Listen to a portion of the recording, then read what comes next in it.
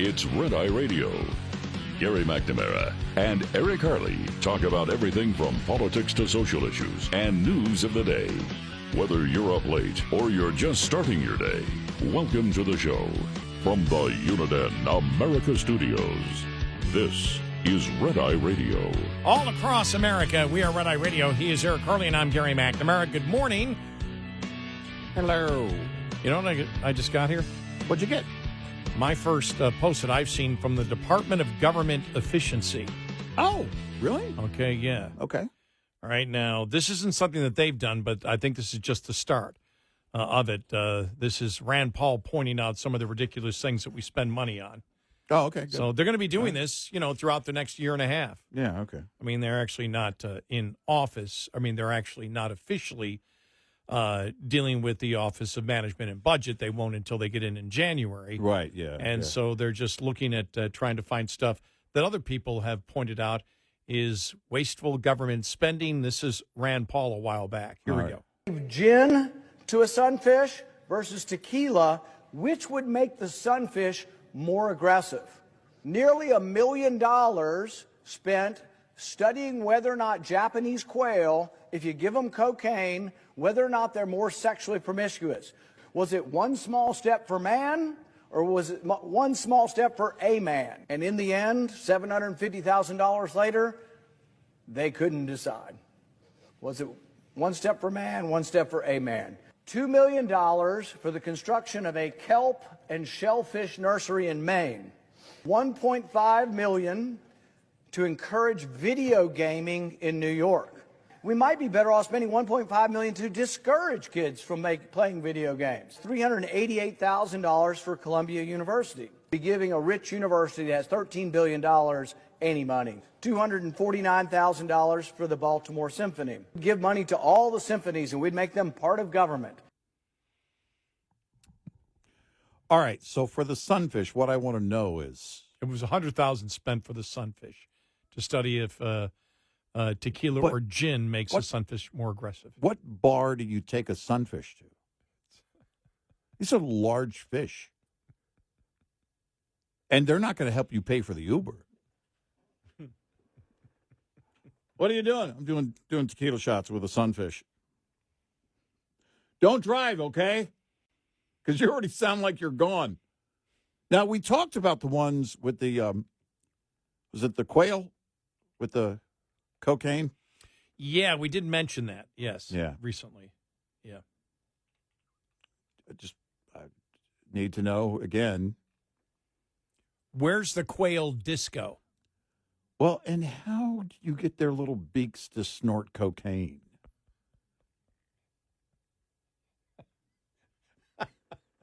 What is... How does it...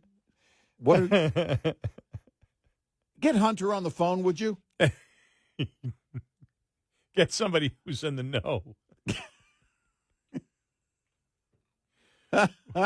Well, the funniest story yesterday, by far, was the fact that Morning Joe, Mika and Morning Joe went and met and had a civilized conversation with Trump on Friday at Mar-a-Lago. They went to his house. Yeah. I'm assuming by the way they said it, they're the ones that reached out to him.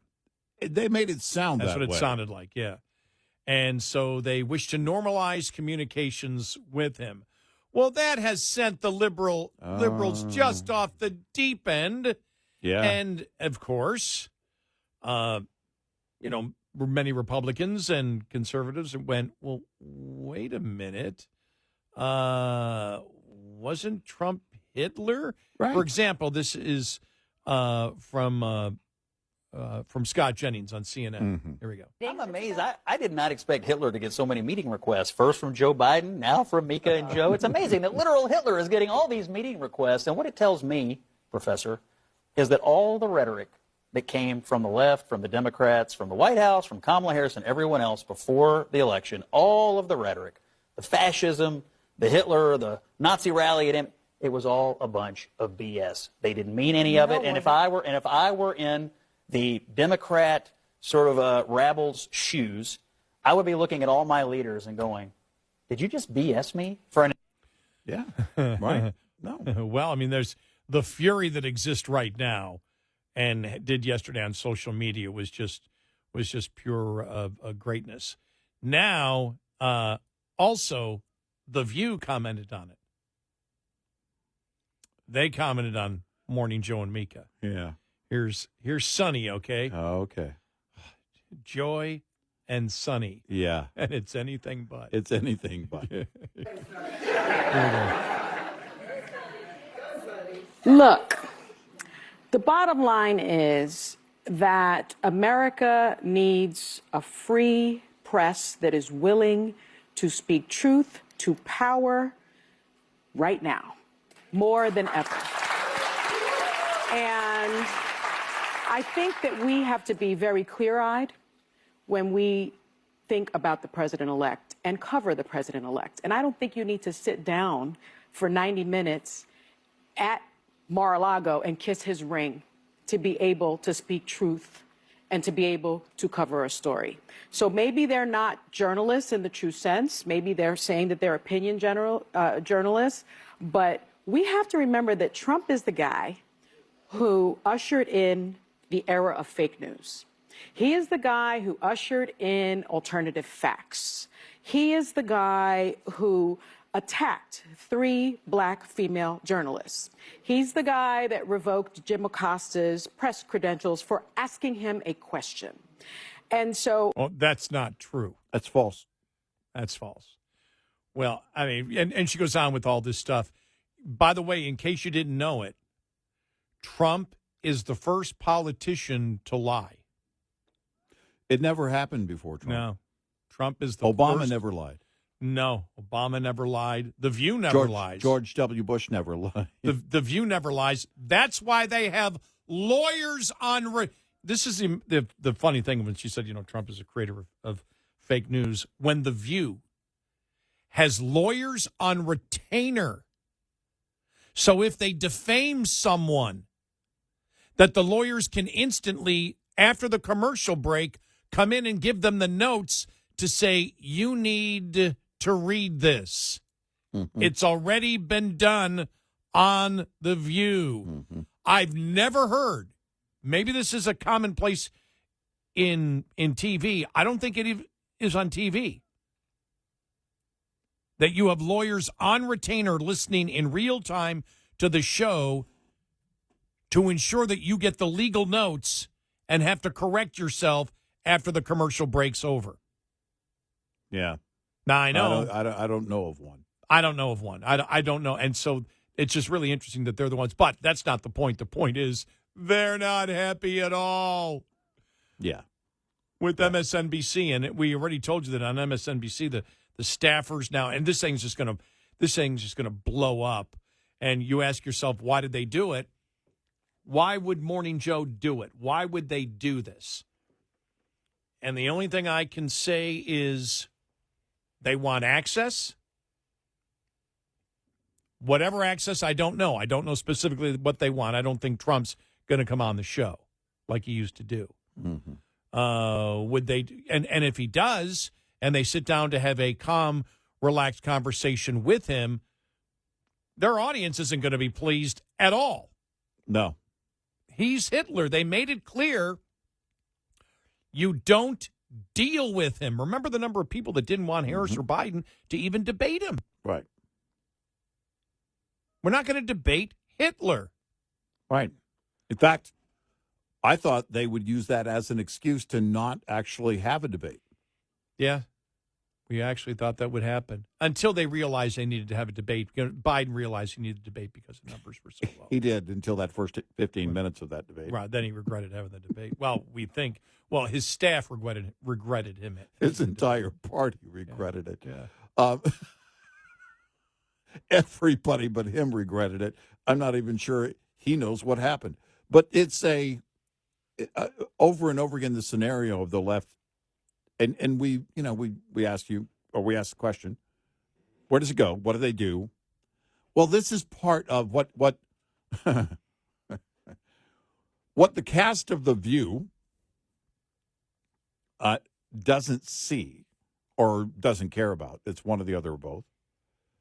Is their part? This is part of the reason that people voted the way they did. It's, we can talk about the fact that they're proving time and time again that they were lying about him being Hitler and a fascist and everything else. And this, Mika and Joe summit, voluntary summit, is further proof of that. We've seen it from a few others on the left. But the people who voted for him didn't need them to do that, to know that. They already knew these people were lying when they called him Hitler. And we don't believe you're stupid. They do. They believe you still are stupid and still don't know what you're doing when your eyes see something again. They want you to believe your eyes don't see what your eyes see. No, we said he's a fascist. We got to keep it up. We got to keep it up. Biden is smiling. Welcome back. Welcome back. Come on in. Yeah. And all of this, a couple hours later down the hall, Karine Jean-Pierre, oh, no, he's still a threat to democracy. He's still a threat to... Close the book. Call a lid till January 20th. Be done. And I think the ladies of The View should head down to Mar-a-Lago and make their peace. And to quote Nine Inch Nails, bow down before the one you serve. You're going to get what you deserve. Yeah. There you go. I never thought I would quote a Nine Inch Nails song on the radio, but I just have. There you go. Yeah, it's that was fun. That was fun yesterday. When I first saw that, I thought, this is Babylon Bee or something. I can't figure out what it is. What is this? But there's no way they went. Oh my God, they went. Oh man, it was so great. No way they went. I almost texted you and said, well, the show's done. Because again, it is this, but it's how they deliver their opinions. It's not just what their opinions are. They're on the left. We understand that part. Yeah. F you if you can't handle the truth. That's Joe Scarborough. Yeah. I'm sorry. Who is it that can't handle the truth? The biggest gaslighter, because it goes beyond line. Yeah, exactly. One of the biggest gaslighters in the media was Joe Scarborough talking about Biden. Right. This is the best version of him ever. Wow. He's more fit mentally and physically than any of these Republicans. Yeah, he's one of the ones that Scott Jennings made fun of. There he is, Biden. The thing is, the young staff can't keep up with him because he's doing 20 things at once and then doing 27 backflips in a row. Right. And then going and lifting, doing the weight and jerk, whatever it is. Right. The jerk and pull, whatever.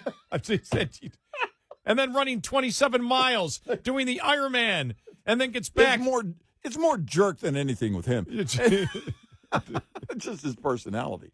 But he's lifting cars off of kittens. Right. You guys don't see any of this. He's leaping the Constitution in a single bound. There are things he's doing. I really think it's two things. I think they want access, and part of the reason they want access, I think they're feeling the heat. I bet you they're feeling the heat from Comcast. I really believe because they went so nuts. You can't look at this as an average person and watch MSNBC over the last couple of months and say there's a huge problem with our programming. Well, that's the thing. It's off the rails. And then where do you go from there? Because they don't know, but they do something. No. I mean, right. you have to correct it. But what I'm saying is when you're going down that radical lane, well, tomorrow you've got to be more radical.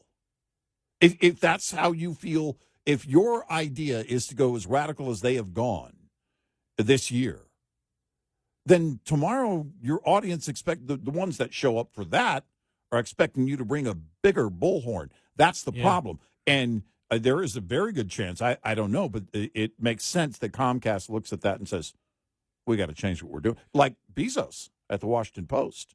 Right. We got to change what we're doing here. Or my final guess is, well, it may not be my final, but they just had nowhere to go anymore. They'd gone down the Hitler fascist route. There was no more ways to demonize him, and the only thing was, we've run out of stuff to say, and now that he's in office, we've run out of stuff. We've used all the rhetoric. We got to cover him. Well, let's see if we can open up lines of communication and start over again, because everything that they've done hasn't worked, and so they're not looking to agree with him. They're looking for another way in an attempt to destroy him.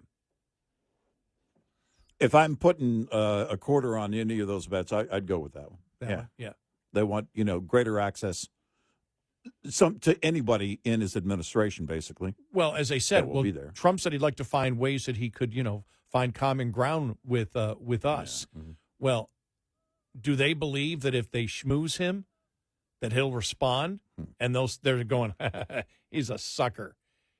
We can schmooze with him, and then he'll come on and do something stupid. He'll communicate with us and say something, and then it gives us more legitimacy to criticize him if we've been communicating with him. And that's what management's looking for. Maybe. Yeah. I don't know, just throwing it out because it's weird. Yeah, it is. 866-90 Red Eye. This morning's USDA Farm Report is brought to you by House Products. Tested, trusted, guaranteed since 1920. There is now Farm Bill legislation in both chambers of Congress. The House version of a new Farm Bill was joined Monday by a measure introduced in the U.S. Senate. Concerns remain that with limited days in the 2024 session, there may not be enough time to pass a Farm Bill this year. Mary Kay Thatcher of Syngenta explains. We haven't passed any of the 12 appropriations bills. You've got elections that are occurring as far as leadership elections, and then you're going to have people vying for committee chairman slots and committees. There's just a lot to be done. Terrain's John Newton says farmers and ranchers need certainty going into a new growing year. Right now we're operating in a world without a farm bill. The one-year extension that we did expired at the end of September. So it's important to get that certainty for next spring, for the crop producers looking at ARC or PLC, for the dairy farmers thinking about dairy margin coverage. Is it going to be the status quo? Are we going to do an extension, or are we going to do the much-needed enhancements? I'm Rod Bain reporting for the U.S. Department of Agriculture in Washington, D.C. This report brought to you by Cenex Fuels and Lubes. Get in touch with Red Eye Radio, toll free at 866-90 Red Eye.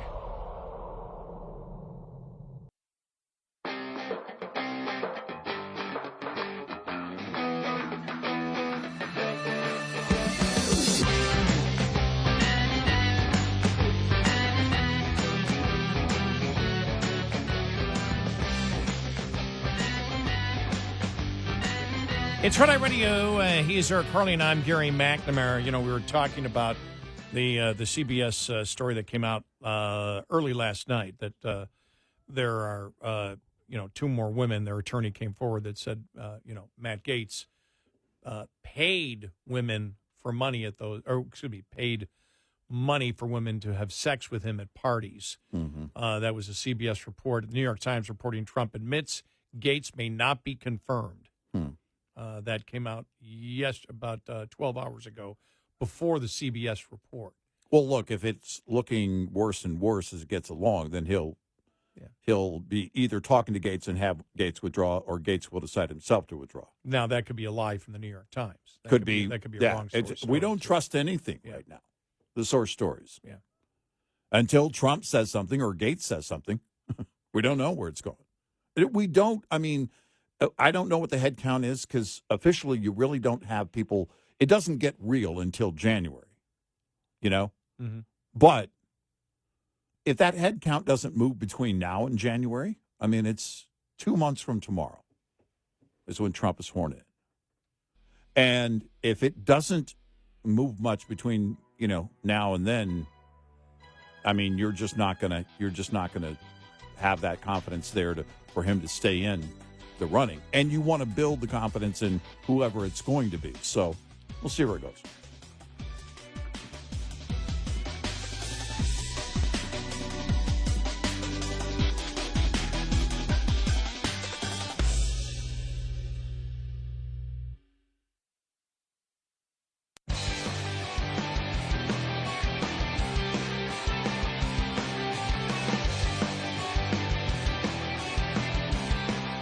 Have a line open.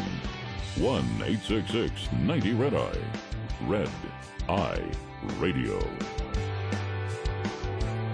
It's Tonight Radio. He's Eric Harley, and I'm Gary McNamara.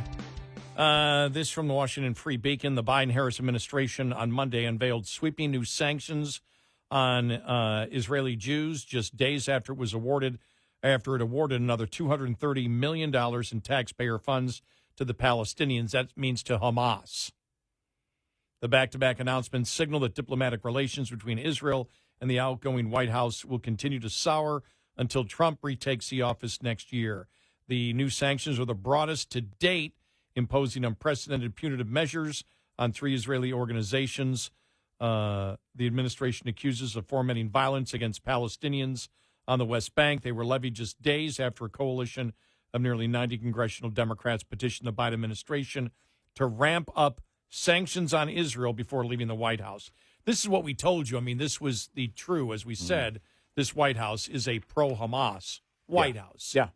And, you know, they put it under the quotation marks of the Palestinians, but it's Hamas that they have been supporting. It is Hamas through the fact that they took away the oil sanctions that Trump had on Iran. It is Hamas that they are enabling the funding of, and also Hezbollah.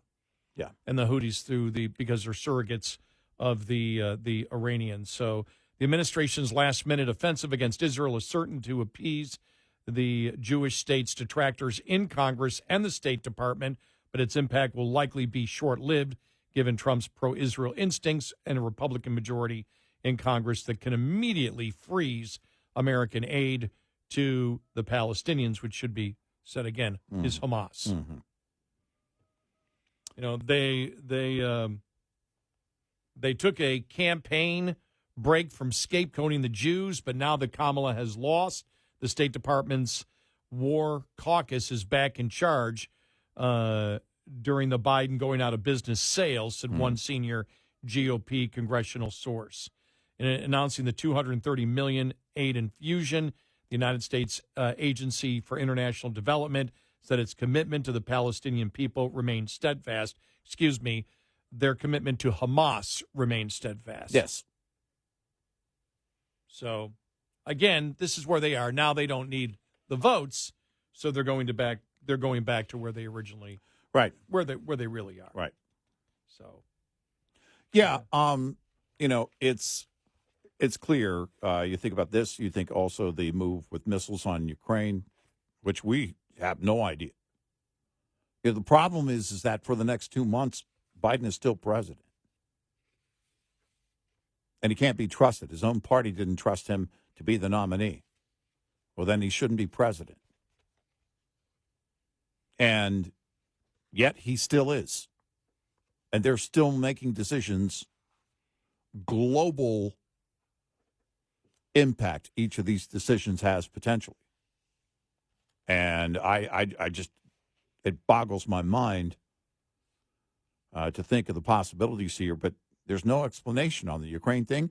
And with Iran, we already know the game. It's been going on since he took office. They're gonna have their funding in place until Trump reverses that. Well, they have another 2 months. You know, we talked about all these things that are going to happen during the interim period, during the transition period. You're going to have this run on the border, which was expected. The Biden administration is going to do absolutely nothing about that. Iran is going to get everything in play. I don't know what Putin is going to do. All these massive question marks have me greatly concerned. And you can't trust a thing coming from the Biden administration. Nothing. From the beginning, there's been that lack of trust. But then after the botched exit of Afghanistan, there was no question about how unpredictable Biden was and the fact that he just would lie to the American people about everything. So even if he came out and made a statement today on Ukraine, what are you going to trust? What are you going to trust coming from any of them? Nothing. You Zero. can't. I mean, the pathological line and gaslighting of this administration. There's zero that you can trust. 2 months is a long time. Yeah, it is. Larger majorities. This is you and I were playing earlier, the back and forth between Scott Jennings and the rest of the panel at CNN when it came to, all right, what do we do now? How do you deport people? Where do you start and everything else? And the fact that they're going after them. This is going to cause chaos. That's all you're hearing. Chaos. This is horrible. And so you just wonder, all right, is this affecting the people? Because there was a mandate on immigration in the United States in this election. Right. People, well, there's no mandate for Trump. There was a mandate for immigration. Yeah. Larger majorities of citizens are declaring their support for the enforcement of the nation's migration laws since Trump won. 72% of citizens supported the deportation of illegal immigrants, of migrants who have committed crimes, according to the Harvard-Harris poll, which was conducted November 13th through the 17th. Just 8% strongly opposed the deportations. 64% supported closing the border by reinstating past immigration policies that discouraged illegal immigration. Just 10% strongly opposed the revived enforcement. The rest are, I don't know. 58% supported conducting deportations of illegal immigrants living here on public assistance. Just 15% oppose it. Wow. The post-election poll showed that Mayorkas's migration ranked just behind inflation as the top issue for voters. Yeah. Yeah, we went over that a couple of times. 41% named inflation, 35% named migration. Yep. Immigration was named as the top issue by 55% of GOP voters, 32% of independents, 22% of black voters, 28% of Hispanic voters. 1 in 4 voters in those groups said immigration was the main reason for their vote on Election Day. That's a huge number. That's huge. Think about it, 25%. That's massive. You know what you were missing? What was missing here, though? Look how they put this. Immigration was named the top issue by 55% of GOP voters, 32% of independents. That's fine. Right. 22% of black voters. No. 22%. I want to know what the percent is of black Trump voters. Oh. And I want to know what it is for Hispanic Trump voters. Right. Yeah. Because exactly. that's where you'd see the change if you're going, okay, well, why did they vote this way? Right. Well, there it is right there. Right. Even though 28% of Hispanic voters isn't bad, and neither is 22% of black voters. What is it? Number one, let's separate by gender and by Trump supporters. Yeah. I'd love to see that breakdown. Because, as we know, Harris lost, ground, especially with black men. The poll shift suggests that Trump's election is helping Americans demand the enforcement of their civil right to secure borders amid well-funded pro-migration pressure from media and business elites. The pressure has been intense for years, often via elite insistence that Americans' homeland is a nation for immigrants, not a nation for citizens. You did see, though, yesterday, it's, Trump has been saying it. I think Mike Johnson also said it. Look, we need to ramp up legal immigration. Once we do this, we need to ramp up legal immigration. It's something that Trump brought up when Acosta wouldn't give the mic back. Right, yeah. By the way, Sonny from The View. Not for asking a question. Right. He wasn't kicked out he was kicked out for hogging the mic and not giving it to other reporters. Other reporters were complaining about off. it after. Yes. After that. Right. So, and if but you want to, of course, lie about it. Yeah, it wasn't for asking. By the way, Trump answered multiple questions that day to Jim Acosta. We played it on the air. It was about immigration. Well, that's one of the things Republicans are going to have to do, because Republicans know. They didn't bring up, Trump brought up, We need to have legal immigration for the jobs. He's been doing that. Yeah. A lot of other Republicans haven't. And one of the reasons is the public is not in the mood for an increase in legal immigration. Right. Because illegal immigration has been so bad. But what the Republicans know, including Trump, that are advocating that we need to ramp up legal immigration once, we start deporting illegal immigrants to the country. And that's because, as they admit, as we have stated, it's not going to be any more baby boom.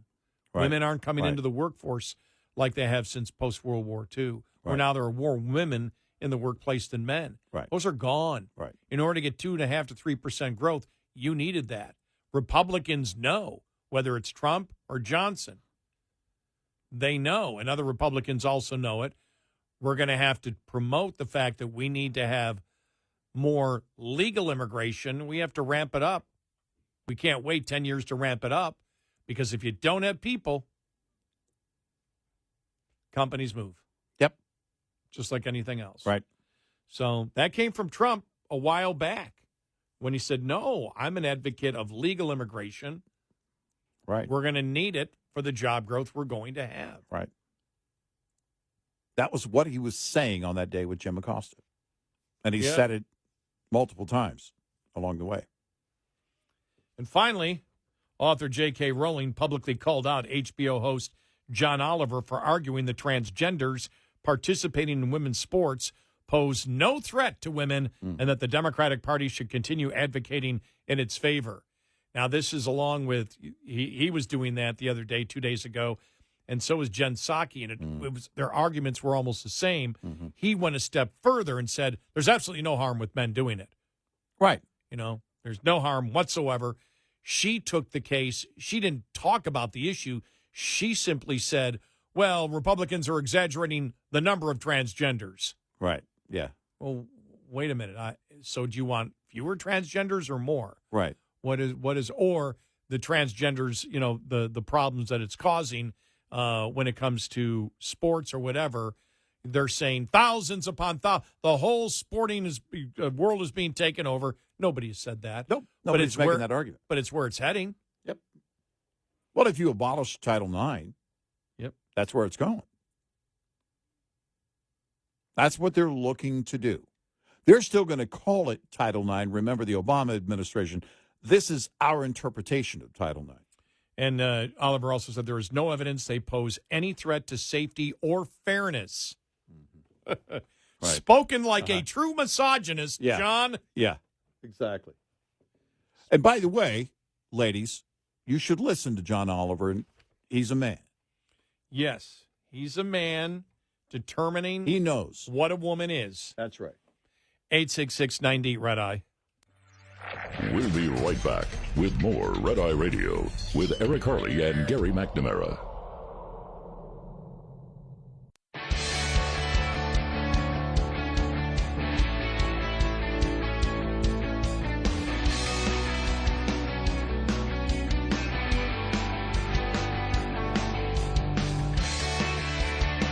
Red Eye Radio, he's Eric Harley, and I'm Gary McNamara. One thing that was brought up, and I forgot who brought it up, was during the election, somebody used a term and said the Democrats are always trying to come up with some kind of gimmick. Like this gimmick's going to win it for us. Like Taylor Swift. Oh, we got the Taylor Swift. Oh, that's going to win it for us. Yeah. Remember the articles? Will Taylor Swift and the Swifties win this election for blah, blah, blah, blah, blah, blah, blah, blah, blah. Yeah. There's a new gimmick now, a bunch of gimmicks here post-election, and the newest one was out yesterday. All over social media, went viral. People that hate Trump, that didn't vote for Trump, are now going to buy everything in the next 2 months and then not buy anything for the next 4 years in order to destroy the Trump presidency economically. That's going to work. Trump will not have a good economy because we don't have to let him. I plan on paying my bills and saving every penny beyond that. I will not contribute to this economy in any way. I will buy clothes before he takes office and make sure that I have everything I need for the next 4 years. Why don't you buy milk for the next 4 years? That's my suggestion. Bananas. Bananas, yes. Bananas. Kind of like your idea. Bananas. And it goes through all the different, the millions of people, that were at least commenting on all these posts that were out there. Right. Yeah. Wow. Yeah. Wow. I'm not going to do. Yeah. Okay. But that's Well, you know what you'll do? You'll actually, because you're buying 4 years worth, right? It's the same thing. Wait a minute. It's the same thing? Yeah, because he's already been elected. See, the market went bazonkers the night of the election because the market saw that as a good sign. Less regulation, more profits. Now, we'll see if that holds, but that was the idea. So if you're buying it after the election at any point and you're going to buy 4 years worth of stuff, you're helping Trump. Moron.